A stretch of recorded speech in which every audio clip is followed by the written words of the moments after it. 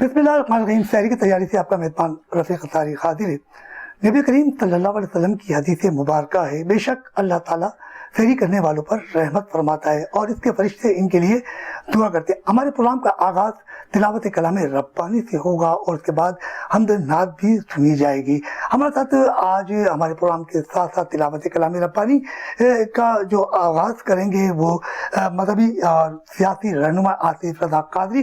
مگر یہ بتا چلوں کہ رمضان المبارک میں قرآن پاک بھی اتارا گیا اور یقینی طور پر جب قرآن پاک کی تلاوت ہوتی ہے تو لوگوں کے دل بھی منور ہوتے ہیں. تو ہمارے کو آج پروگرام کے ساتھ ساتھ آصف رضا قادری صاحب تلاوت کلام ربانی سے ہمارے دلوں کو منور کریں گے. بسم اللہ الرحمن الرحیم.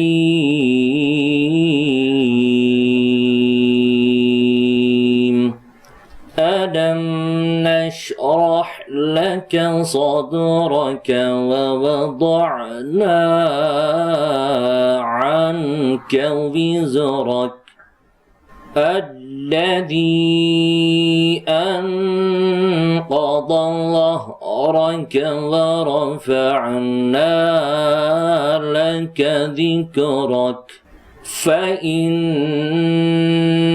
مع العسر يسرا إن مع العسر يسرا.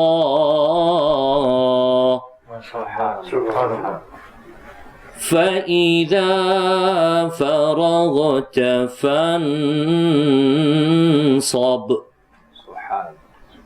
وإلى ربك فارغب.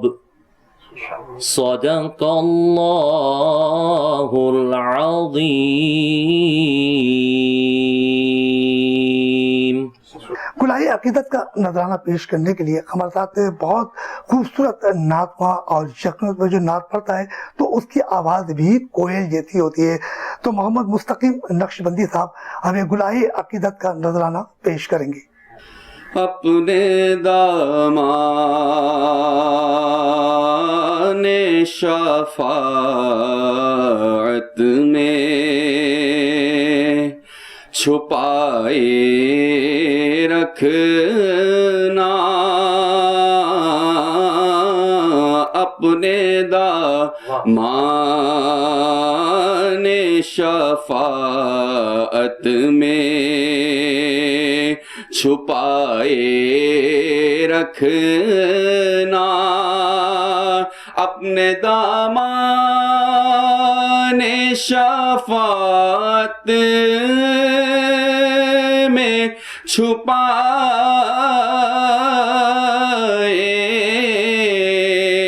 رکھنا, اپنے دامان شفاعت میں چھپائے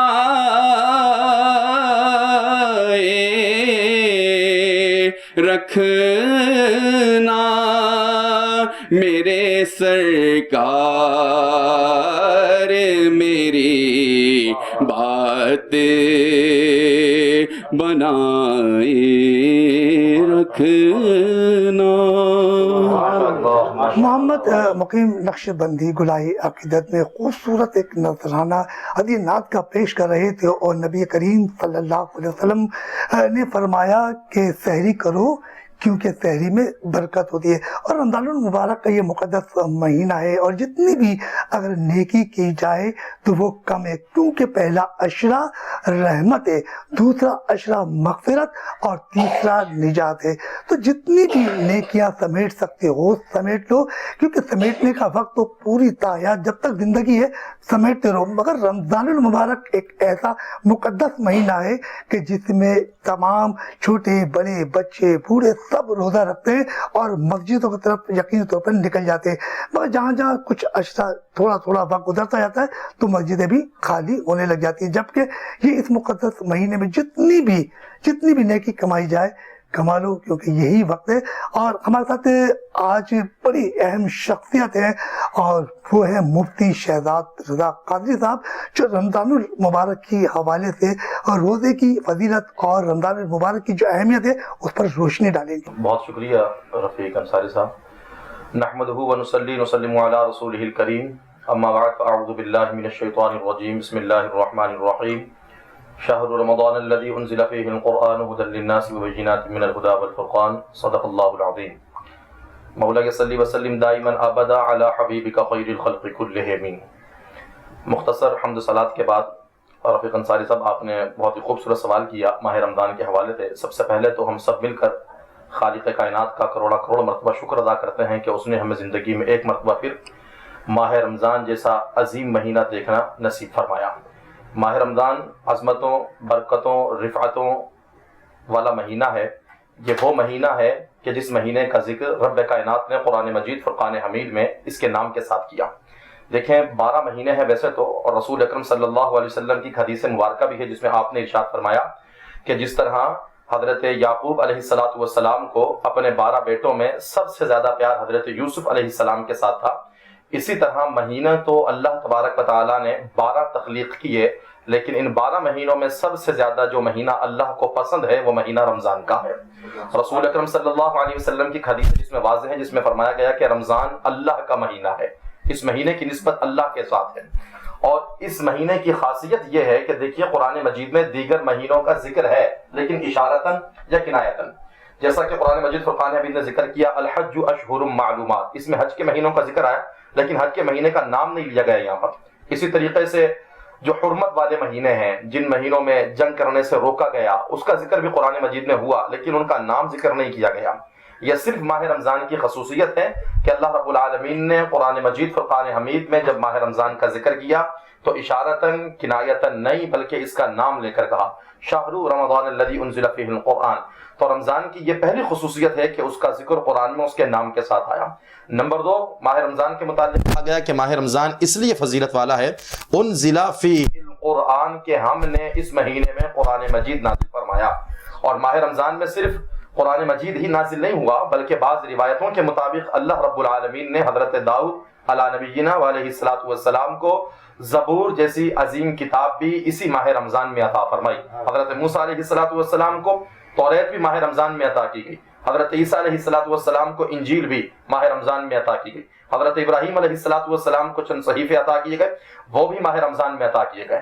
ایک ماہ رمضان کا نام کے ساتھ قرآن میں ذکر، اور دوسرا رمضان اس لیے فضیلت والا ہے کہ اس میں قرآن نازل کیا گیا.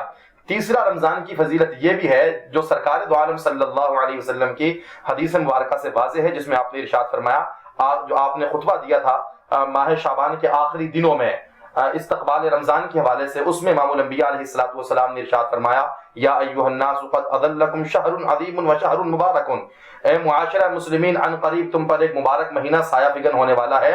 اور اس مہینے کی خاصیت یہ ہے کہ اس مہینے میں اللہ نے ایک رات ایسی بھی رکھی ہے کہ جو رات 1000 مہینوں کی عبادت سے افضل ہے، بڑھ کر ہے. اور اس مہینے کی فضیلت میں اللہ رب العالمین نے قرآن مجید میں پوری سورت نازل فرمائی جسے سورہ قدر کہا جاتا ہے. انا انزلناہ فی لیلۃ القدر، بے شک ہم نے قرآن مجید کو قدر والی رات میں اتارا. لیلۃ القدر خیر من الف شہر، اور یہ قدر والی رات کیا ہے؟ تم کیا جانو کہ قدر والی رات کیا ہے؟ لیلۃ القدر خیر وما ادراک ما لیلۃ القدر، تم کیا جانو کہ قدر والی رات کیا ہے؟ اگلی آیت میں فرمایا کہ لیلۃ القدر خیر من الف شہر، یہ وہ رات ہے کہ اس رات میں اگر کوئی بندہ عبادت کر لے تو اللہ تبارک و تعالی عبادت کرنے والے کو 1000 مہینے کی عبادت کے برابر نہیں، 1000 مہینے کی عبادت سے بھی بڑھ کر زیادہ اجر و ثواب عطا فرماتا ہے. اب یہ زیادتی اللہ کی شایان شان ہے، ہماری شان ہماری سوچ کے مطابق نہیں، ہماری فکر کے مطابق نہیں، اللہ کی شایان شان. ایک نام کے ساتھ ماہ رمضان کا ذکر، دوسرا نزول قرآن، تیسرا کہ اس مہینے میں اللہ رب العالمین نے شب قدر جیسی رات کو بھی پوشیدہ رکھا. اور چوتھا جو لازمی سی بات ہے، قرآن نے کہا یا ایھا الذین آمنوا کتب علیکم الصیام، اس ماہ مبارک کے روزے اللہ نے فرض فرمائے. ماہ شعبان کے نہیں، ماہ رجب کے نہیں، 12 مہینے ہیں، 11 مہینوں کو چھوڑ کر صرف ماہ رمضان کے روزے فرض کیے گئے، تو یہ بھی ماہ رمضان کی خصوصیت ہے. اور 5ویں خصوصیت اس مہینے کی یہ بھی ہے کہ اس مہینے میں رات کے قیام کو اللہ رب العالمین نے نفل بنایا ہے. اور اس ماہ مبارک کے حوالے سے رسول اکرم صلی اللہ علیہ وسلم نے ارشاد فرمایا یہ وہ مہینہ ہے کہ جس مہینے میں اگر کوئی بندہ ایک عام سی نیکی کر لیتا ہے تو اللہ تبارک و تعالیٰ اسے اس ماہ رمضان کے علاوہ دیگر 11 مہینوں میں فرض جیسی نیکی کرنے کے برابر اجر و ثواب عطا فرماتا ہے.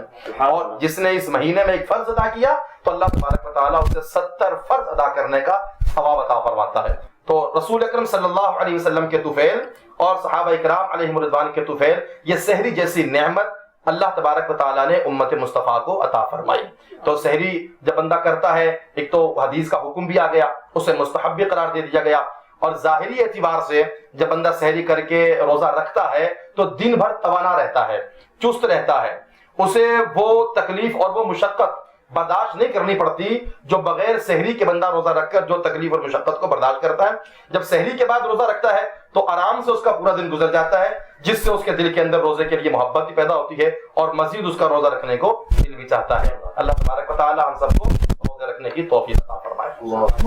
مفتی شہزاد رضا قادری صاحب رمضان المبارک کے حوالے سے اور بڑی زبردست قرآن و حدیث کے حوالے سے انہوں نے سحری کے متعلق بیان کیا، جب کہ کہا تھا کہ نبی کریم صلی اللہ علیہ وسلم نے فرمایا اللہ اس شخص کو آباد رکھتا ہے جو حدیث سن کر خود عمل کرے اور دوسروں تک پہنچائے.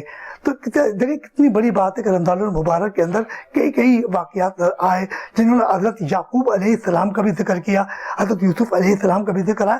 تو یہ رمضان المبارک کے جب بیان شروع ہوتے ہیں اور جب کہیں بھی مسجد ہو یا امام بارگاہ ہو یا کسی بھی مقام پر جب ذکر رسول کی محفلیں سجتی ہے تو وہاں رحمت برستی ہیں، کیونکہ رمضان المبارک ہمیشہ دوستی، محبت، اخلاق کا درس دیتا ہے.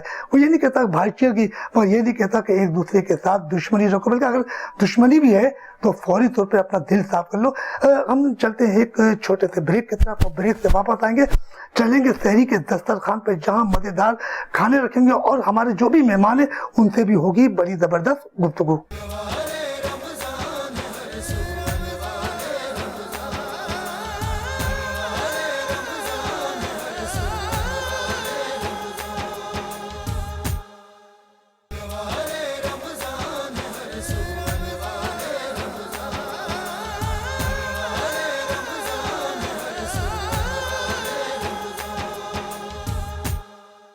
بریک پہ جانے سے پہلے رمضان المبارک کے حوالے سے مفتی شہزاد رضا قادری صاحب نے زبردست بیان کیا، اور ابھی تک ہم سحری کے دسترخوان پہ موجود ہیں اور یہاں زبردست کھانے بھی لگے ہوئے، اور جو یہاں مہمان سارے بیٹھے ہیں ان کی نظریں بھی کھانے کی طرف ہے.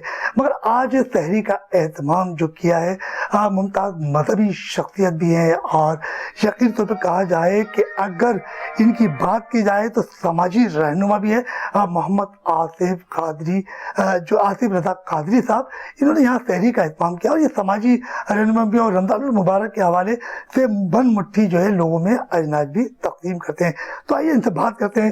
آصف صاحب السلام علیکم. وعلیکم السلام ورحمۃ اللہ. اچھا آصف صاحب، آج آپ نے سحری کا اہتمام کیا ہے، اپنے دوستوں کو بلایا ہے، تو سب سے پہلے بتائیں کہ سحری جو ہے آپ کو اپنی والدہ کے ہاتھ کی پسند تھی یا اپنی بیگم صاحبہ کے ہاتھ؟ جی یقیناً سحری جو ہے وہ تو ظاہر ہے اپنی والدہ کے ہاتھ کی سحری پسند ہے، اور والدہ کے ہاتھوں کی جو لذت ہوتی ہے اس کی تو کوئی بات ہی نہیں ہے، اس کی تو کوئی مثال ہی نہیں ہے.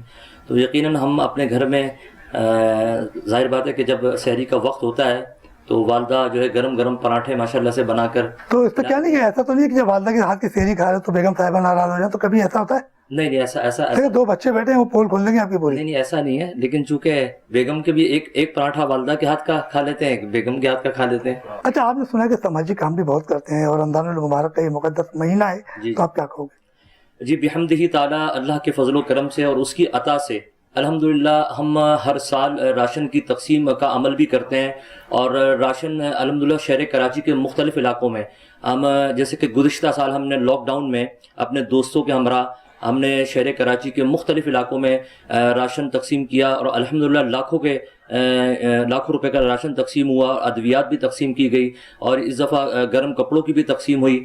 تو یہ سلسلہ الحمدللہ جو ہمارے اکابر ہیں، ہمارے علماء ہیں، ان کی تربیت کا نتیجہ ہے. یقیناً اب تو ویسے بھی رمضان المبارک کا مہینہ ہے، اور رمضان المبارک کا مہینہ تو ہمیں ویسے بھی یہ درس دیتا ہے کہ ہم صرف اپنا احساس نہ کریں، دوسرے کا بھی احساس کریں. اچھا یہ بتائیے کہ اس ماہ میں قرآن پاک نازل ہوا، تو آپ نے بڑی زبردست تلاوت کی تھی اور آپ تو قاری بھی ہو گئے، تو اس کی کوئی تربیت لی آپ نے؟ جی الحمدللہ میں نے قرآن پاک حفظ کیا 92 میں. ماشاءاللہ حافظ القرآن ہے. جی الحمدللہ. تو آپ تو سات خاندان کو بخشوا گئے. الحمدللہ ہمارے والد صاحب نے بڑی ہم پر محنت کی، اور انہوں نے حافظ بھی بنایا، قاری بھی بنایا، اور الحمدللہ نعت خواں بھی بنایا انہوں نے ماشاءاللہ. تو یہ والد صاحب کا ہم پر بڑا احسان ہے، اور میں سمجھتا ہوں کہ ہمیں چاہیے کہ ہم بھی اپنے آنے والی جو نسل ہے اس کو بھی اس طرف رغبت دلائیں کہ ہر گھر میں ایک بچہ اپنا حافظ قرآن بنائے، دنیاوی تعلیم بھی ہو اور دینی تعلیم بھی ہو، اور اس کی اخلاقی تربیت بھی ہو، تاکہ معاشرے میں جب وہ آگے بڑھے تو اس کے اندر جو ہے وہ تربیت ہو جس سے وہ آگے اس کو منتقل کرے۔ ہمارے ساتھ آصف رضا قادری صاحب موجود تھے، اور ایک اور ہمارے ساتھ جو وہ ہیں جو نعت کی کمپیئرنگ کرتے ہیں اور بڑا زبردست اشعار سناتے ہیں، کیونکہ دو بچیاں بھی بیٹھی ہیں، تو یقینی طور پہ ہم چلتے ہیں عمیر شاہ صاحب کی طرف، اور شاہ صاحب کچھ نعتوں کے اشعار سنائیں گے، تو ہم چلتے ہیں عمیر شاہ صاحب کے بعد کچھ نعتیہ کلام کے اشعار ان سے سنتے ہیں۔ مجھے حکم ہوا ہے چند اشعار پیش کرنے کا، تو آئیے پیارے آقا کریم صلی اللہ علیہ وسلم کے نام گرامی اسم گرامی پر کچھ اشعار ہیں وہ پیش کرنے کی سعادت حاصل کرتا ہوں کہ میرے ہاتھوں سے میرے ہونٹوں سے خوشبوئیں جاتی نہیں، واہ واہ واہ، میرے ہاتھوں سے میرے ہونٹوں سے خوشبوئیں جاتی نہیں، کیونکہ میں نے اسم محمد کو لکھا بہت چوما بہت، واہ واہ واہ، میں نے اسم محمد کو لکھا بہت چوما بہت۔ میم ہا میم دال، پہلے میم سے محبوب و رب کے، ہا سے حاکم اجم و عرب کے، دوسرے میم سے مالک و سب کے، دال سے داتا دونوں جہاں کے، جود ہے ان کا نام شہد سے میٹھا میرے محمد کا نام۔ ابھی شعر لفظ کا ہے تو شہریار قدوس صاحب یہی کلام کیا کرتے تھے۔ بالکل، وہ تو شہنشاہ نقابت ہیں، اللہ پاک ان کی بے حساب مغفرت فرمائے، اللہ پاک ان کے درجات بلند فرمائے۔ اتنی زبردست شاہ صاحب نے بات کی۔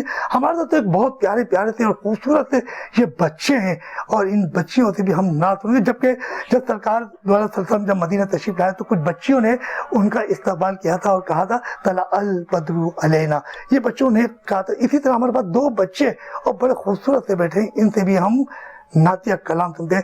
اس بچے سے ہم سب سے پہلے تو یہ سنیں گے کہ انہوں نے کرونا کے حوالے سے بڑی زبردست جو ہے وہ کچھ نظم پڑھی ہے، تو ہم بچے سے سنتے ہیں نظم جو ہے وہ کرونا کے حوالے سے۔ میں کرونا کے متعلق کہنا چاہتی ہوں کہ ہمیں کرونا سے کیا ڈرنا، ہم تو اللہ سے ڈرتے ہیں، ہم تو اللہ سے محبت کرتے ہیں، ہم تو اللہ کا ذکر کرتے ہیں، تو ہم تو عاشق کے رسول ہیں، تو انشاءاللہ آئیے اپنے گھروں میں اور مسجدوں میں عبادتیں کریں، تو انشاءاللہ یہ کرونا بھاگ جائے گا۔ اچھا، ہمارے ساتھ امنا آصف اور امین آصف سلمہ آصف دونوں موجود ہیں، تو ان دونوں سے دونوں مل کے کورس میں یہ نعت پیش کریں گی۔ حسبی ربی جل اللہ ما فی قلبی غیر اللہ نور محمد صلی اللہ لا الہ الا اللہ حسبی ربی جل اللہ ما فی قلبی غیر اللہ نور محمد صلی اللہ لا الہ الا اللہ۔ سمٹ نبی وہ جہل گیا آقا سے اس نے یہ کہا، گر وہ نبی بدلا ہو ذرا میری مٹھی میں ہے کیا، آقا کا فرمان ہوا اور فضل رحمان ہوا، حسبی ربی جل اللہ ما فی قلبی غیر اللہ نور محمد صلی اللہ لا الہ الا اللہ۔ نصر صاحب السلام علیکم۔ نصر بھائی یہ بتائیے کہ آپ نے پاکستان میں بھی روزے رکھے، 25 سال سعودی میں، تو مدینہ شریف میں اور مکہ شریف میں آپ کو جو سحری کی وہ کیسی لگی؟ اس کے بعد مکہ شریف میں جو ہے اللہ کا گھر ہے، مدینہ شریف میں جو ہے ہمارے نبی کی آرام گاہ ہے، وہاں کی باتیں کچھ اور ہوتی ہے۔ وہاں کے مقامی لوگ جو ہیں باقاعدہ دسترخوان بچھا دیے تھے، ماشاءاللہ دسترخوان بچھاتے ہیں، اور باقاعدہ وہاں سحری بھی ہوتی ہے اور افطاری بھی ہوتی ہے، ٹھیک ہے، تو ہم وہاں جایا کرتے تو وہاں کا منظر سحری میں کیسا لگتا تھا؟ نہ پوچھے ابا خدا، طبیعت خوش ہو جاتی تھی وہاں کا منظر دیکھ کر، ٹھنڈی ہوا چلتی تھی ہمارے لیے، تو وہاں پر چاہے وہ گرمی ہو یا سردی ہو، ابا خدا جو ہم نے محسوس جب منظر خضرا کو دیکھتے تھے اس وقت سحری کرتے تو اس وقت کیا آپ کے جذبات تھے؟ نہ پوچھے، روٹے کھڑے ہو جاتے تھے کہ سبحان اللہ، اللہ کی یہ نبی ہیں، ان کی شان دیکھیں آپ، ہم تو کچھ بھی نہیں ان کے برابر، ہم تو حق بھی نہیں ان کے نبی کے، کیا سمجھے؟ بس جتنے بھی میں نے عمرے کیے ہیں، جتنے بھی حج کیے ہیں، اللہ تعالیٰ جو ہے قبول کرے، باقی اللہ کی ذات بہتر جانتی ہے۔ تو میرے ساتھ ایک تاجر رہنما بھی موجود ہے اور یقینی طور پر آصف رضا قادری صاحب کی رہائش گاہ پر سحری کا اہتمام کیا گیا ہے اور ان کو بھی مدعو کیا ہے۔ ان سے بھی کچھ پیاری سی بات کر لیتے ہیں کیونکہ وہ تاجر ہیں اور تاجر مختلف جو ہے وہ سحری کی پارٹیوں میں جاتے رہتے ہیں، مگر آج کی سحری ان کو کیسی لگے گی ذرا ان سے بھی بات کرتے ہیں۔ السلام علیکم۔ وعلیکم السلام۔ بڑے چہرے پہ مسکراہٹ ہے، کیا کھانے کی جلدی ہو رہی ہے کیا؟ ہم شہری کے حوالے سے جو ہے سحری کرنا، آپ نے ایک بہت اچھی بات کہی تھی کہ سحری کرنے میں برکت ہے، اور سحری کرنے سے جو ہے پورے دن انسان کو، اور مفتی صاحب نے کہا کہ جب روزہ بندہ رکھتا ہے تو اس کو پھر سحری کرتا ہے تو اس کو اگلے دن کی چاہت ہوتی ہے۔ یہ بڑی اچھی بات کہی، تاکہ روزہ رکھ کے بندہ سحری کرے اور سارے دن بھوکا پیاسا رہے، لیکن شام کو جو افطاری کرے اور اس کے بعد۔ اچھا، کیا آپ تو ایک تاجر رہنما ہیں اور تجارت کرتے ہیں، تو رمضان المبارک میں کہا جاتا ہے کہ ایمانداری کا دامن پکڑ کے رکھو، تو کچھ گاہک آتے ہیں، ان کے بھی روزے ہوتے ہوں گے، آپ کے بھی روزے ہوتے ہوں گے، تو کچھ سستا دیتے ہیں یا تھوڑا سا آگے؟ ہماری تو روایت بن چکی نا رمضانوں میں کہ مال مہنگا ہو جاتا ہے، تو کچھ آپ مال سستا رکھتے ہیں یا صرف باتیں؟ ویسے حکم ہے کہ اپنی جو رعایت، اپنے جو مزدور ہیں ان سے کم کام لیا جائے، اور ویسے بھی رمضان میں کسی کا کام بہت زیادہ ہوتا ہے، کسی کا کام کم ہوتا ہے، تو ویسے جو ہے مزدوروں سے کم کام لینے کی کہا گیا ہے کہ کم کام لیا جائے۔